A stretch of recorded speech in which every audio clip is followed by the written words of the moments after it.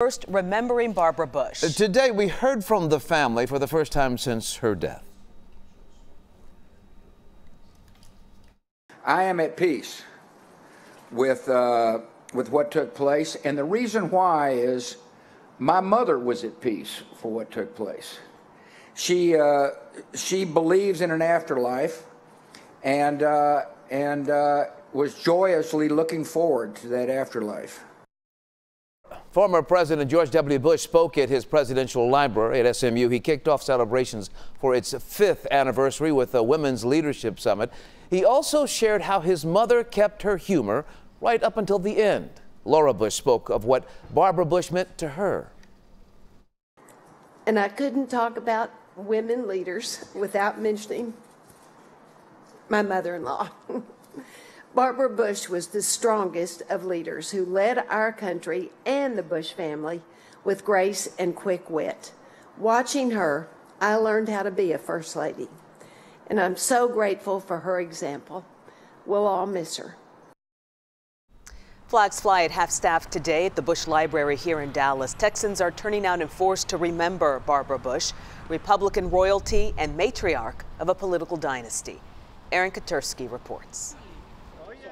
People across the country are expressing their condolences to the Bush family following the death of former First Lady Barbara Bush, the wife of one president, mother of another, the matriarch of a political dynasty. Houston Mayor Sylvester Turner reflected on the former First Lady, calling her an incredible, iconic Houstonian. Person of integrity, candor, honesty, someone who would tell it like it is. You know, you knew exactly where Barbara Bush stood. Students at the Bush School at Texas A&M University held a vigil outside the George Bush Presidential Library in College Station, Texas. We are 20th class graduating from the Bush School, and through all these years, Mrs. Bush managed to somehow have very private and direct contact with each student. President Trump ordered flags at the White House to be flown at half-staff, and former presidents released statements. President Bill Clinton calling Barbara Bush a remarkable woman. She had grit and grace, brains and beauty. She was, he said, fierce and feisty in support of her family and friends.